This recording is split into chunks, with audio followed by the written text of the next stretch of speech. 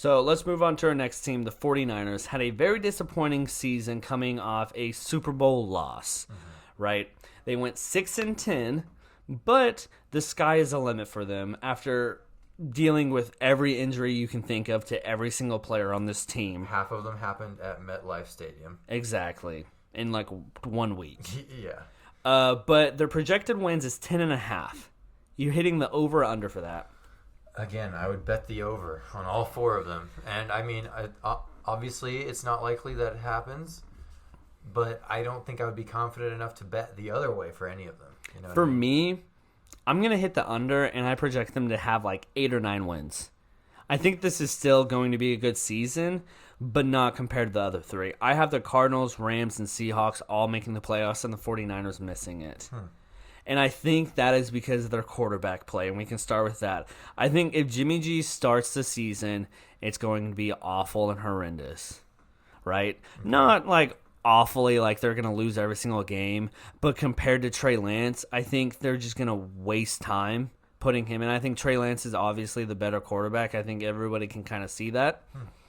And I think once Trey Lance comes in, this offense is going to move up a different level. And it's going to be a very different team compared to Jimmy G, a pocket guy, from Trey Lance running around. And it's going to be interesting to see how that kind of changes.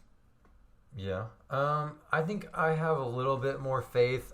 Most of it just stems from Kyle Shanahan. Yeah. Who I think is one of the best offensive brains in the whole league.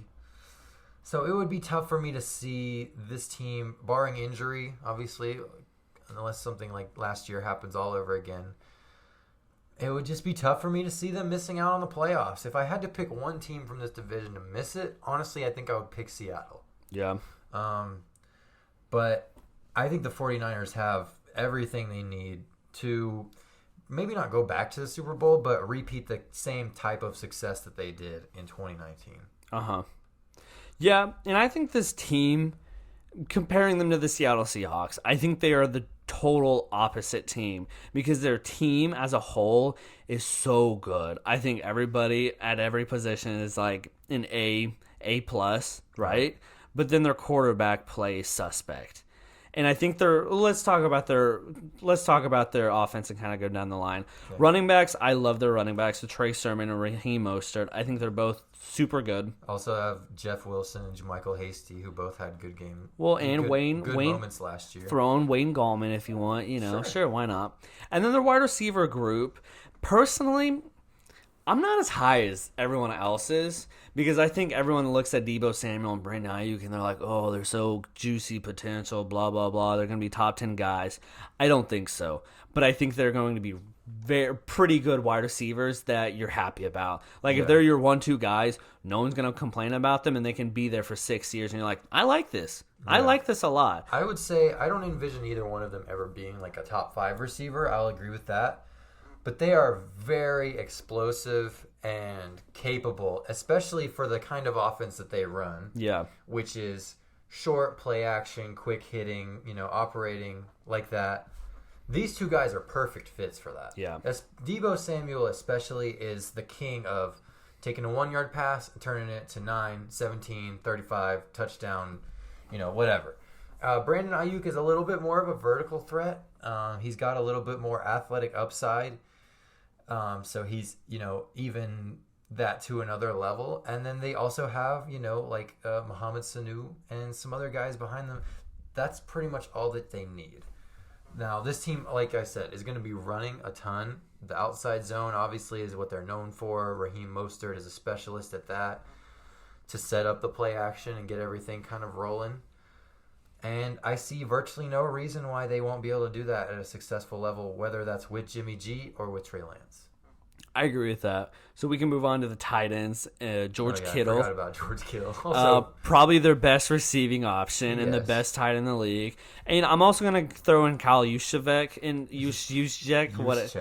into this because he's kind of like a mini tight end, even though he's a fullback. Very good. And I don't know how much we need to talk about him other than that.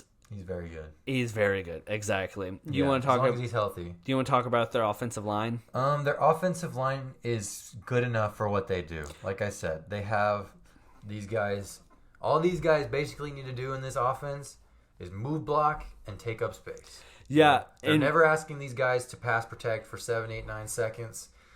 And that's probably a good thing because, like I said, outside of Trent Williams, who might be the best left tackle in the entire league, none of these guys are superstars, but that's fine. Yeah. Personally, if I were to start a team and this would be my offensive line, I'd be very happy. I like Trent Williams. I think Mike McGlinchey's good, and Alex Math is on the downward turn of his career, but still, you're happy with that, right? Yeah. Let's move on to the juicy stuff, the stuff you look at and you're like, wow, this is insanely good. How are they this good, right? The defense. Psych, the special teams. Robbie Gould might be the best kicker of all time.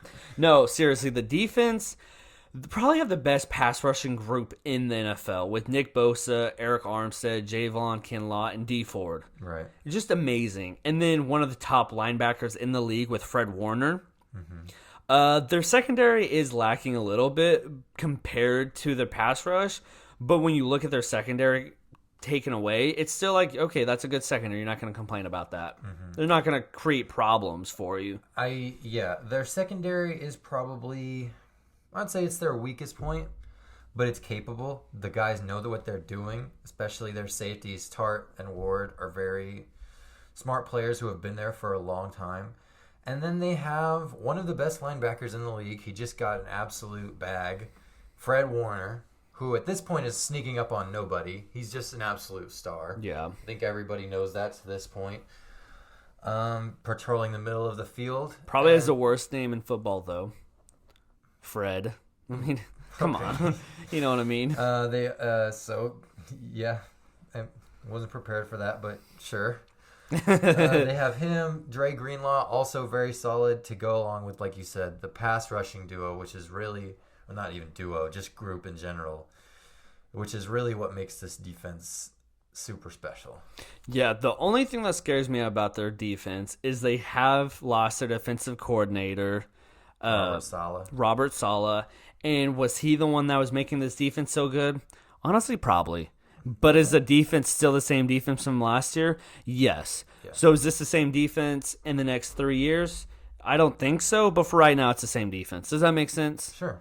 So I think this defense next year is still going to be good, but I think it's going to be on the downward turn, and I think 2 years ago was their best defense they'll see.